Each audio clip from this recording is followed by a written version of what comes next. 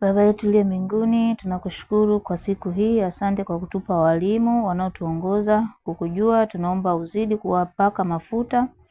Leo pia tunapoanza kitabu hiki, mjalie mwalimu wetu na walimu wetu wote maarifa, ufunuo na nguvu ya Roho Mtakatifu kutufundisha. Nasi tunaomba utufungulie akili zetu, utufungue akili zetu, tuonyeshe unachotaka tujue katika kitabu hiki, utupe maarifa na kiu na nguvu ya Roho Mtakatifu ili tujue na kutenda yote unayoyataka. Kwako yote yanawezekana, katika jina la Bwana wetu Yesu Kristo nimeomba. Amina. Karibu ndugu zangu, leo ni utangulizi wa kitabu cha Warumi. Nitaanza kwa kusoma. Ni kitabu kimeandikwa kwa aina ya mfumo wa Juno. Mwalimu alisema Juno. Kama tulivyoanza vitabu vya kwanza, vitano vya sheria, Pentateuch, tukaja vitabu vya kundi la pili, vitabu vya historia, kundi la tatu, vitabu vya mashairi, kundi la nne, tukaja vitabu vya manabii, wadogo na wakubwa, kundi la tano, tukaja la vitabu vya Injili, kundi la sita, vitabu vya historia, Agano Jipya, kitabu cha historia cha Agano Jipya, Matendo ya Mitume, na kundi la saba tunaingia kitabu cha mfumo mwingine unaitwa nyaraka. Karibu 14 ni barua. Tukitoka hizi tunaingia barua nitarudia. Tukitoka hizi barua tunaingia kitabu cha unabii, Ufunuo wa Yohana. Hiyo itakuwa kundi la 8. Baada ya kusoma Matendo ya Mitume tukaona ukuaji wa kanisa, uinjilisti, safari za mitume, lakini haikutuambia sana huko walikoenda walisema nini, walifundisha na kufanya nini. Fundisho hasa la Ukristo tunalipata kutoka kwenye hizi nyaraka. Fundisho hasa la Ukristo tunalipata kutoka kwenye hizi nyaraka. Katika nyaraka hizi tunapata mafundisho yafuatayo: imani, msimamo, tumaini, hatima ya Mkristo. Nyaraka maana yake ni barua. Zamani barua walizokuwa wakitumiana zilikuwa na maneno kiwango cha chini maneno 13 na kiwango cha juu maneno 250. Lakini kuna rekodi 3 ya barua ndefu kuandikwa duniani. Kwanza barua aliandika Cicero miaka ya 100 katika miaka ya kanisa. Aliandika barua ya maneno 2500. Rekodi ya pili imeandikwa na Seneca, aliandika maneno 4000. Rekodi ya tatu Mtume Paulo, waraka huu wa Warumi ambao Paulo ameandika unavunja rekodi, una maneno 7000. Barua umeleta mgawanyiko kwa wanatheolojia na wataalamu wa maandiko kwa mambo kadhaa. Kwanza iliandikwa kwa mwaka 55 AD, mwaka ambao Paulo alikamilisha second mission journey. Miezi mitatu baada ya kumaliza mission ya pili, Paulo aliamua kufungua mfuko wa kusaidia Wakristo wa Yerusalemu. Alikusanya sadaka toka makanisa yote aliyoanzisha kwa miezi mitatu. Wakati huu Mungu akamtokea pia na kumwambia utumishi wa kuzunguka umeisha, akamtuma Yerusalemu. Na akamwambia akifika Yerusalemu atakamatwa, atafungwa na kuteswa, atapelekwa kwa makuhani, Maherode na kwa Warumi, na anapaswa kuhubiri atakachotumwa na Mungu. Hivyo baada ya kukusanya michango anatoka Efeso kuelekea Yerusalemu, akafika na haya yote akamtokea. Kabla ya kufika Rumi, akiwa Efeso kwa miezi mitatu, alipopata maono aliamua kuandika waraka wa Warumi. Aliona kwenye maono kuwa akifika Rumi atakaa jela, hivyo hata kuwa huru kuhubiri kanisani au kutembelea makanisa. Kwa nini Rumi? Umuhimu wa mji wa Rumi. Kipindi hicho Rumi au Italia ilikuwa senta ya dunia. Barabara zote zinaelekea Rumi. Mpaka sasa hivi dunia yote imeunganishwa na barabara ya Rumi. Warumi ndio waanzilishi wa barabara za rami na waanzilishi wa miji, waanzilishi wa mifumo ya demokrasia, waanzilishi wa mifumo ya utawala, mapromota wakubwa na wa utawala wa haki, amani na sheria. Wametumiwa sana na Mungu kuiseti standard za maisha. Mungu aliweka hili taifa makusudi ili Yesu atakapokuja na Injili itakapohubiriwa iwe rahisi kusafiri na wahubiri kuinteract na kutawanyika. Na pia Mungu aliwaandaa Wagiriki wakaleta falsafa, michezo na lugha yao ili ije kutumika kwenye Injili. Waroma walileta pia barabara, amani, ulinzi, demokrasia na uhuru wa kutoa maoni na utawala wa kisheria, na Injili inahubiriwa kunapokuwa na amani. Waraka huu ulikuwa muhimu sana kwa kufungua mlango wa Injili kwa Magharibi. Turudi nyuma kidogo. Kanisa lilipoanza, mchungaji akiwa Petro kwa Wayahudi na makao makuu yakiwa Yerusalemu. Nitarudia. Kanisa lilipoanza, mchungaji akiwa Petro kwa Wayahudi na makao makuu yakiwa Yerusalemu. Lakini Paulo alikuwa mchungaji kwa Wamataifa na makao makuu yalikuwa Antiokia. Yerusalemu ilihubiri mpaka Antiokia, na Antiokia wakashika kijiti Eastern Mediterranean yote, Asia na baadhi ya maeneo machache ya Ulaya. Lakini Injili inatakiwa kwenda mpaka miisho ya dunia. Kwenye strategy ya Paulo, alianzisha makanisa kwenye miji mikuu. Paulo alikuwa na ndoto ya kwenda Roma, ambako ndiko kwenye mzizi au moyo wa dunia ya kipindi hicho. Akiwa anajiandaa hivyo na mipango yake, Mungu anamwambia kwa kufungwa atawahubiri watu wa mataifa.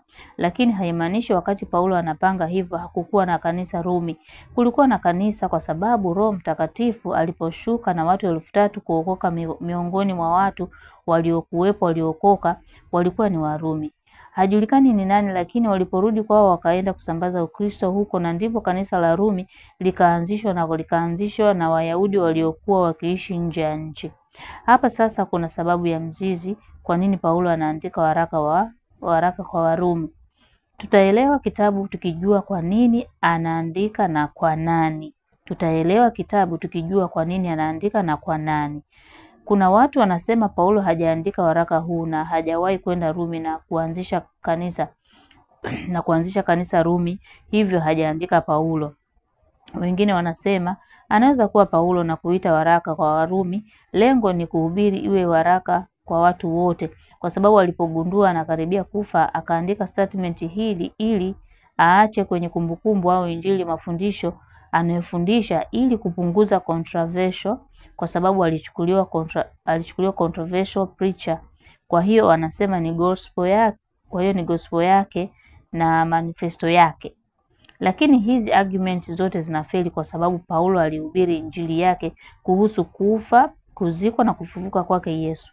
Na ukisoma Injili ya Warumi unavikosa hivyo vitu kwa undani, lakini Paulo alihubiri juu ya ufalme wa Mungu unakosa pia. Kuna vitu vingi alivyofundisha Paulo na humu tunaona vinakosa. Sura ya 9 mpaka ya 11 na kuendelea, ameanza kulitaja taifa la Israeli na nafasi yake kwenye ufalme wa Mungu. Utagundua sio aina ya lugha ambayo inazoeleka kwenye Injili za Paulo. Wengine wanadiriki kusema Paulo aliandika sura ya 1 na ya 8, kuanzia sura ya 9 mpaka ya 16 ameandika mwingine. Hiyo yote na wasomi wanajaribu kutafiti. Ukisoma kupitia hizi sababu utapotea na hutaelewa kitabu cha Warumi. Ukisoma kupitia hizi sababu utapotea na hutakielewa kitabu cha Warumi. Ili uelewe lazima kujua nani aliandika, na mwandishi ni Paulo, na alikuwa anamwandikia nani. Kwa nini? Kwa sababu wahusika lazima wawe sahihi. Ukiipata hii sababu utakuwa umekipata kitabu cha Warumi. Sababu za kuandika na watu gani? Historical background. Matendo ya Mitume sura ya 18 kuna story Paulo alipotoka Athene akahubiria katika Areopago, akakimbia na kurudi Korinto baada ya kuona kama kuzidiwa hoja. Akakutana na Kapo, Priscilla na Akila. Wakaungana pamoja kushona mahema. Priscilla na Akila walirudi kwa sababu Klaudio mfalme aliwafukuza Wayahudi Roma. Inaonyesha Priscilla na Akila walimpa story Paulo. Inaonyesha Priscilla na Akila walimpa story Paulo ya kinachoendelea kwa kanisa la Rumi ambalo hakuanzisha yeye, na huku hakuna anayemfahamu Paulo. Nini kilitokea? Mfalme Klaudio aliwachukia Wayahudi, alitafuta mbinu ya kuwafukuza kwenye mji wa Rumi. Hii miaka hatujui kuanzia. Lakini tunaamini kuanzia miaka ya 50 mpaka 60 hapo. Klaudio akapata sababu ya kuwa Wakristo wa Roma Wayahudi na Wakristo wa Roma, Wayahudi na Wayahudi wasio Wakristo wanagombana na kushindana juu ya mtu anaitwa Kristo. Yaani Wakristo wa Wayahudi waliokuwa Roma na Wakristo wa mataifa walishindana na kugombana juu ya mtu anaitwa Kristo. Wayahudi wa Kristo waliookoka walimwamini Yesu kuwa ni Masihi, mwana wa Mungu na Mwokozi na ulimwengu. Wayahudi wasiookoka wakawa wanawapinga. Klaudia akatumia mwanya huo kuwafukuza Roma. Sasa wakati kanisa la Roma likiwa limeanzishwa na Wayahudi na kuchanganyika na wacha Mungu, watu wa mataifa wachache, hivyo kanisa hili lilikuwa na mfumo wa Kiyahudi. Walikuwa Wakristo lakini kwenye kuitunza Sabato. Kwa kuwa wamefukuzwa kabisa, lilibaki na watu wachache wa mataifa kwa sababu asilimia kubwa walikuwa Wakristo Wayahudi ambao walifukuzwa. Na kipindi hicho population ya Wayahudi walikuwa 40,000. Sasa Wayahudi walipoondoka wakabaki wa mataifa. Hawakujua sheria ya Wayahudi. Wao walishika kumwamini Yesu, kufa, kuzikwa na kufufuka, na kujiepusha na ibada ya sanamu na sadaka zinazotolewa kwa sanamu na uasherati. Hawa wakaanza kuendeleza ibada na kukawa na badiliko kubwa sana tofauti na la mwanzo. Wakahubiri sana na wakaokoka watumwa wengi. Alipokufa Mfalme Klaudio akaingia Nero, uchumi ukayumba na Nero akaja na sera zake nzuri. Wakagundua kitu kimepungua katika uchumi kwa sababu mzunguko wa fedha na biashara umeanguka kwa kuwafukuza Wayahudi ambao walikuwa wana miradi mikubwa Rumi. Nero akaja na sera Wayahudi wote warudi kufanya biashara, wakarudi na mzunguko wa fedha ukarudi. Waliporudi kwenye kanisa wakakutana na tatizo. Wa mataifa wakawapokea ila wakawagomea kuwapa nafasi. Kwa sababu sasa wa mataifa walikuwa wakiongoza tofauti na mfumo wa Kristo wa Wayahudi, kukatokea msuguano mkubwa kati yao, wakishindana katika baadhi ya vitu. Kwa Wakristo wa Wayahudi wakashinikiza kufuata Torati. Huu mgongano ukaleta tension kubwa sana. Wakristo wa mataifa wakafika mahali wakafanya kila wanachotaka, wakitenda dhambi kwa sababu wanasema walipokea neema ya Mungu. Ndipo Paulo akagundua kunatakiwa kuwekwa sawa. Kwanza wote wa mataifa na Wayahudi wako sawa mbele za Mungu. Paulo anaanza kuwaweka sawa. Kwanza wote wa mataifa na Wayahudi wako sawa mbele za Mungu. Usawa wao ni kuwa wote ni wenye dhambi. Wote Mungu amewahesabia haki kwa neema, kwa njia ya imani na sio matendo. Wote wamehesabiwa haki kwa njia ya imani na sio matendo. Paulo anawafundisha pia wanatakiwa kutakaswa kwa imani, kuishi kwa imani, huku wakitakaswa wakisubiri kutukuzwa kwa pamoja. Imani inatakiwa kushirikiana na kuendelea kuishi kwa imani, ndipo tutakapotakaswa kwa imani. Huku Mungu akiendelea kutupa nguvu kupitia Roho Mtakatifu. Neema ya Mungu ni nini? Neema ya Mungu ni nini? Mungu amesolve tatizo la dhambi, amesolve completely. Mungu ameiondoa adhabu ya dhambi kwa matendo yetu ya dhambi tuliyoyafanya. Pia tunaondolewa faida ya matendo yetu mema ambayo kama tulifikiri tunayo basi yalikuwa hayatoshi, halafu tunahesabiwa haki ambayo ni haki ya Mungu. Paulo alifundisha hivyo kwa sababu Wayahudi walikuwa wanaamini hawahitaji neema, wao wanaweza kuokolewa kwa matendo yao. Na waliamini matendo yao ni kuitunza Sabato, kutahiriwa na kadhalika. Neema inamaanisha matendo mema hayawezi kutuokoa, tunapaswa kuyatubia. Dhambi tulizonazo tunahitaji neema kuzishinda. Paulo alikuwa anashughulika na matatizo ambayo hata leo yanatusumbua. Kwanza, legalism. Wanaoamini wataingia mbinguni kwa sababu sio wazinzi, waongo, wanaotoa zaka, wanaotenda matendo mema yani kwa ujumla, na wanajihesabia haki kwa hayo matendo. Wayahudi ndio wanaamini hivyo, kuhesabiwa haki kwa matendo yao. Tatizo la pili, Wayahudi walifikiri neema ni kufanya Wakristo, wale Wakristo waliookoka wa mataifa walifikiri neema ni kufanya kutenda dhambi kwa sababu wako huru ndani ya Kristo. Hawa Wakristo wa mataifa walifikiri neema ni ya kuwafanya kutenda dhambi kwa sababu wako huru ndani ya Yesu. Yaani sawa na wale mwalimu alisema wanaosemaga once saved always saved, wanaojifanya kwamba wakiokoka mara moja basi wameokoka, lakini hapana. Neema, wao walifikiria hivyo na wako ambao wanafikiria hivyo saizi, lakini kwa sababu Yesu wanaona Yesu amewaokoa kwa neema, basi wako huru kutenda dhambi ndani ya Yesu. Paulo akafundisha kuwa tunatakiwa kuenenda kwa Roho. Sura ya 6 na ya 8 ameshughulika na hayo mambo, sheria na neema. Sura ya 9 mpaka 11 Paulo anashughulika na Wakristo wa mataifa waliokuwa wakiambia Wayahudi kuwa Mungu amewakataa. Tatizo la pili, replacement theology, ndio ilipoanzia kwamba kanisa limechukua nafasi ya Israeli. Paulo anakanusha kuwa Mungu hajawakatilia mbali watu wake, ila kwa sababu ya kutoamini kwao wamekatwa na kupandikizwa mizeituni mwitu.